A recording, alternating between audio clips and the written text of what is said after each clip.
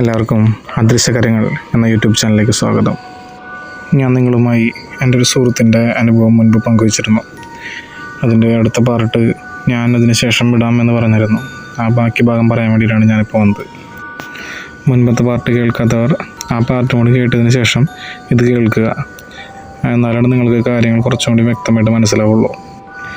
മുൻപ് പാട്ടിൽ പറഞ്ഞ പോലെ ഈ വീടിൻ്റെ മുകളിൽ നിന്ന് താഴത്തേക്കും താഴ്ന്ന മുകളിലേക്കും പോകുന്ന തരത്തിലുള്ള ശബ്ദങ്ങളൊക്കെ അവൾ കേട്ടിരുന്നു.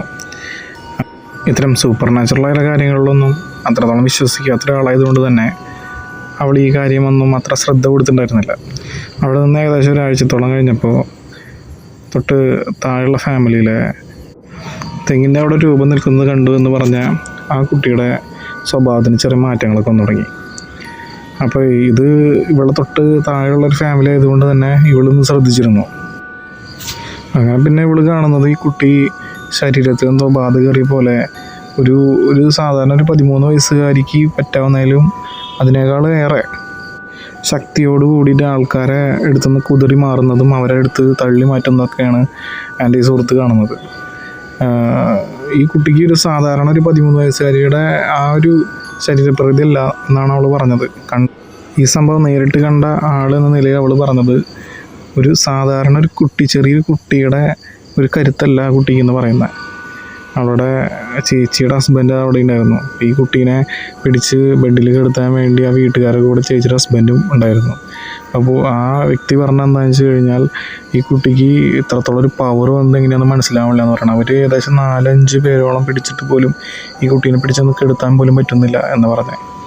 അവസാനം അവരുടെ മുസ്ലിം രീതിയിലുള്ള ഒരു ഉസ്താദ് വന്നിട്ട് ഈ കുട്ടിക്ക് മേലെ കുറേ കാര്യങ്ങളൊക്കെ ചെയ്ത് അവരുടേതായ കുറച്ച് കാര്യകർമ്മങ്ങളൊക്കെ ചെയ്തിട്ട് അവരുടെ കുട്ടിയുടെ മേത്തുനിന്ന് ആത്മാവിനെ ഒഴിപ്പിച്ചു എന്ന് പറയുന്നത്. അങ്ങനെ അവർ കയ്യോടെ ഉസ്താദ് പറഞ്ഞു, നിങ്ങൾ എത്രയും പെട്ടെന്ന് ഇവിടെ നിന്ന് പോകണം, ഇല്ലെങ്കിൽ ഈ ബാധ വേറൊരാളുടെ ശരീരത്തിൽ കയറുമെന്ന് പറഞ്ഞു.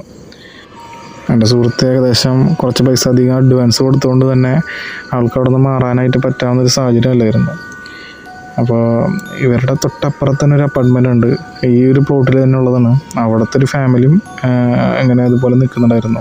അപ്പോൾ അവരും ഈ കാര്യങ്ങളൊക്കെ കണ്ടപ്പോൾ ആ ഫാമിലിയും ഇവളും അമ്മയും ഒക്കെ കൂടി ചേർന്നിട്ട് ആ തൊട്ടപ്പുറത്തെ ഫാമിലിയിൽ, അതായത് അപ്പാർട്ട്മെൻറ്റിൽ ഉള്ള ആ പ്ലോട്ടിൽ തന്നെ താമസിക്കുന്ന ആ ഫാമിലിയിലത്തെ ഒരു സ്ത്രീയുടെ അമ്മ കൊടുങ്ങല്ലൂർ അമ്പലത്തിൽ ഉണ്ടായിരുന്നൊരു സ്ത്രീയാണ്. അപ്പോൾ അവരുടെ അടുത്തേക്ക് പോയി ഇവരെല്ലാവരും ചേർന്നിട്ട്.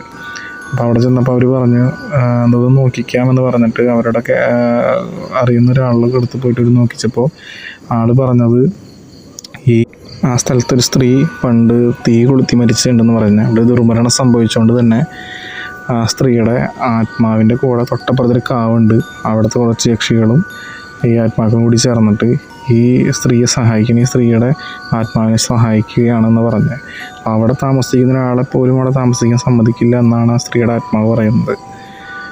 അപ്പോൾ അങ്ങനെ ഈ ഒരു കാര്യം കേട്ടപ്പോൾ അവിടെയുള്ള ബാക്കിയുള്ള താമസിച്ചിരുന്ന 1-2 ഫാമിലിയും കൂടിയും അവിടെ നിന്ന് പോകാൻ നിർബന്ധിതരായി.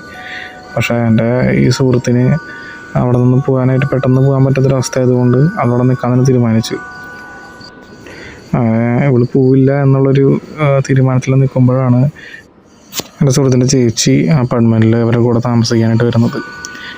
അങ്ങനെ ചേച്ചി അവിടെ താമസിക്കുന്ന സമയത്ത് അവർ അടുക്കളയിൽ എന്തോ പാചകം ചെയ്തുകൊണ്ടിരിക്കുന്ന നേരത്ത് പെട്ടെന്ന് അവരുടെ അമ്മ അതിൽ പാസ് ചെയ്യുന്ന പോലെ ഇവർക്ക് തോന്നി.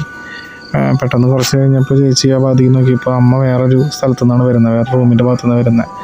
അപ്പോൾ ചേച്ചി ചോദിച്ചു, അമ്മ ഇപ്പം തന്നെ അതിൽ പാസ് ചെയ്ത് പോയോ എന്ന്. അപ്പോൾ അമ്മ പറഞ്ഞില്ല, ഞാനിപ്പോൾ തന്നെയാണ് ഇവിടെ നിന്ന് വന്നത് എന്ന് പറഞ്ഞു. ഇതും കൂടി ആയപ്പോൾ അവർക്ക് ശരിക്കും ഭയങ്കര പേടിയായിട്ടുള്ളൊരു കാര്യം മാറി. അങ്ങനെ എൻ്റെ അടുത്ത് എൻ്റെ സുഹൃത്ത് കാര്യം പറഞ്ഞപ്പോൾ ഞാനും കൂടി പറഞ്ഞിട്ടാണ് എൻ്റെ സുഹൃത്തിൻ്റെ അടുത്ത് അവിടെ നിന്ന് മാറി താമസിക്കാനായിട്ട് പറഞ്ഞത്. ഇനി അധികം ദിവസം അവിടെ നിന്ന് കഴിഞ്ഞാൽ എന്താ സംഭവിക്കുക എന്ന് ഒരിക്കലും പറയാൻ പറ്റില്ല. തൊട്ടപ്പുറത്ത് താഴെ ഉണ്ടായിരുന്ന ആ ഫാമിലി, ആ മുസ്ലിം ഫാമിലിക്ക് സംഭവിച്ച പോലെ എന്തെങ്കിലും എൻ്റെ സുഹൃത്തിന് സംഭവിക്കുമോ എന്നുള്ള പേടിയുള്ളത് കൊണ്ട് തന്നെ ഞാൻ അവരുടെ അടുത്ത് പറഞ്ഞു എത്രയും പെട്ടെന്ന് അവിടെ നിന്ന് മാറിക്കോളാനായിട്ട്. അങ്ങനെ അവരവിടെ നിന്ന് മാറുകയാണ് ഉണ്ടായത്. അതിന് ശേഷം അവിടെ ആരൊക്കെ താമസിക്കാൻ വന്നിട്ടുണ്ട്, എന്താണ് പിന്നീട് ഉണ്ടായത് എന്ന് പറ്റിയത് എനിക്കറിയില്ല. ഈ ഒരു അനുഭവം നിങ്ങൾക്ക് ഇഷ്ടപ്പെട്ടെങ്കിൽ നിങ്ങൾ എൻ്റെ ചാനൽ സബ്സ്ക്രൈബ് ചെയ്യുക, ബെല്ലൈക്കൺ കൂടി അമർത്തി വയ്ക്കുക. അപ്പോൾ ഇതുപോലുള്ള അനുഭവങ്ങളുമായിട്ട് ഞാനിനിയും വരാം. ഈ അനുഭവം നിങ്ങൾക്ക് ഇഷ്ടപ്പെട്ടുവെങ്കിൽ നിങ്ങളത് കമൻറ്റിലൂടെ പറയുക.